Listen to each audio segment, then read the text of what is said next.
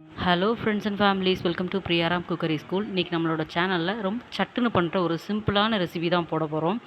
இதை பார்த்துட்டு நீங்களாம் இதுக்கெலாம் ஒரு வீடியோவா அப்படின்னு நினைக்க வேண்டாம். இது வந்து அவ்வளோ ஒரு முக்கியத்துவமானது.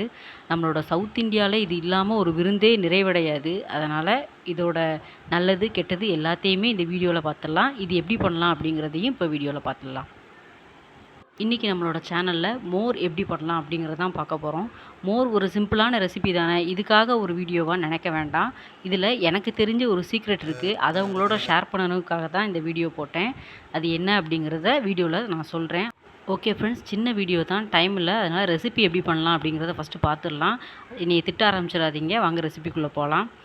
ஃபஸ்ட்டு இதுக்கு தேவையான பொருள் வந்து ஒரு துண்டு இஞ்சி, ஒரு பச்சை மிளகா, கொஞ்சம் கருவேப்பிலை, அதுக்கப்புறம் கொஞ்சம் மல்லி இலை, அப்புறம் ஒரு துண்டு மாங்காய், ஒரு துண்டு வெள்ளரிக்காய், இது எடுத்து வச்சுக்கோங்க. இது லாஸ்ட்டு வந்து கார்னிஷ்காக.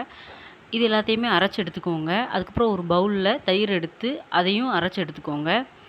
இது எல்லாத்தையுமே ஒன்றா மிக்ஸ் பண்ணி தேவையான அளவு தண்ணி வந்து அதிகமாக சேர்த்துக்கிறது ரொம்ப நல்லது. மோர் அப்படின்னாலே ஒரு கிளாஸ் தயிருக்கு 3லேருந்து 4 கிளாஸ் தண்ணி தாராளமாக சேர்க்கலாம்.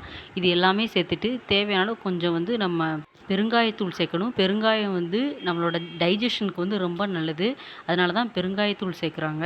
அப்புறம் தேவையான அளவு உப்பு, இது எல்லாமே சேர்த்து நல்லா தண்ணி சேர்த்து கலந்துட்டிங்க அப்படின்னா நம்மளோட மோர் வந்து தயாராகிரும். அப்புறம் இதோட நல்லது கெட்டது என்ன, எப்பயும் போல் நம்ம என்னெல்லாம் பார்ப்போம் அப்படிங்கிறதையும் நம்ம பார்க்கலாம்.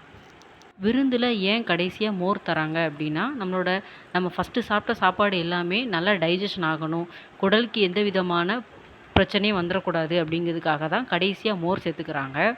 அப்புறம் எல்லாத்துக்கும் தெரிஞ்சது, மோர் வந்து பாடி ஹீட்டை நல்லா ரெடியூஸ் பண்ணும். அதுக்கப்புறமா இதில் வந்து கால்சியம் சத்து அதிகமாக இருக்குது. அதனால் எலும்புகளுக்கு ரொம்ப நல்லது.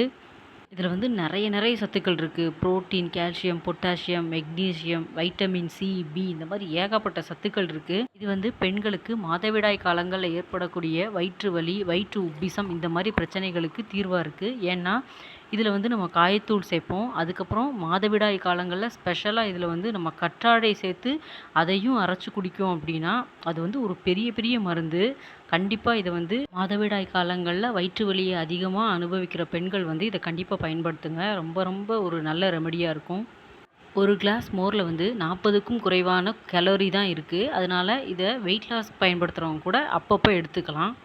இவ்வளோ சத்துக்கள் இருக்கிற இந்த மோரை வந்து குறிப்பிட்ட சில பேர் பயன்படுத்தக்கூடாது அப்படிங்கிற சில விதியும் இருக்குது. அது யார் அப்படின்னா, அதிகமான சளி தொந்தரவு, இருமல், சைனஸ் போன்ற பிரச்சனைகள் இருக்கிறவங்க வந்து இதை அளவோடு பயன்படுத்தணும். ரொம்ப அதிகமாக எடுத்துக்கிட வேண்டாம். டாக்டர்கிட்ட கன்சல்ட் பண்ணிவிட்டு இதை சேர்த்துக்கலாம். நமக்கு எல்லாருக்குமே தெரியும், பால் சார்ந்த உணவுகளில் வந்து அதிகமான கொழுப்பு சத்து இருக்கும். அதே மாதிரி தான் மோர்லேயும். அதை வந்து இதய நோய் உள்ளவங்க ரொம்ப கம்மியாக எடுத்துக்கிட்டால் போதும். ஓகே ஃப்ரெண்ட்ஸ், நம்மளோட சீக்ரெட் இன்க்ரீடியண்ட்டை வந்து ரிவீல் பண்ணிடலாம். இது என்ன அப்படின்னா, நம்ம எலுமிச்சம் மரத்தோட துளிர் இலைகளை வந்து நம்ம மோர் செய்யும்போது அதையும் லைட்டாக தட்டி போட்டுக்கிட்டோம் அப்படின்னா அவ்வளோ ஒரு ஃப்ளேவர்ஃபுல்லாக இருக்கும். இது வந்து நிறைய பேருக்கு தெரியுமா தெரியலையா அப்படிங்கிறது எனக்கு தெரியல. எங்கள் ஊர் சைடில் அது கிடைக்கும். அதனால் அப்போ நாங்கள் வீட்டில் இருக்கும்போது போட்டு அப்படி சாப்பிடுவோம். ரொம்ப டேஸ்ட்டாக இருக்கும். நான் சொன்ன சீக்ரெட் உங்களுக்கு தெரிஞ்சிருக்கு ஆல்ரெடி, இல்லாட்டி நீங்கள் யூஸ் பண்ணி டேஸ்ட் பண்ணி பார்த்துருக்கீங்க அப்படின்னா அது எப்படி இருந்தது அப்படிங்கிறத என்னோட கமெண்ட்டில் ஷேர் பண்ணுங்கள். என்னோடய வீடியோஸ்லாம் உங்களுக்கு பிடிச்சிருந்ததுன்னா மறக்காமல் லைக் பண்ணி, ஷேர் பண்ணி, சப்ஸ்கிரைப் பண்ணுங்கள். பெல் ஐக்கானை மறக்காமல் ப்ரெஸ் பண்ணிடுங்க. அப்போ தான் நான் போடுற வீடியோஸ் எல்லாம் உங்களுக்கு நோட்டிஃபிகேஷனில் வரும். Thank you friends. நெக்ஸ்ட் வீடியோவில் மீட் பண்ணலாம். பாய்.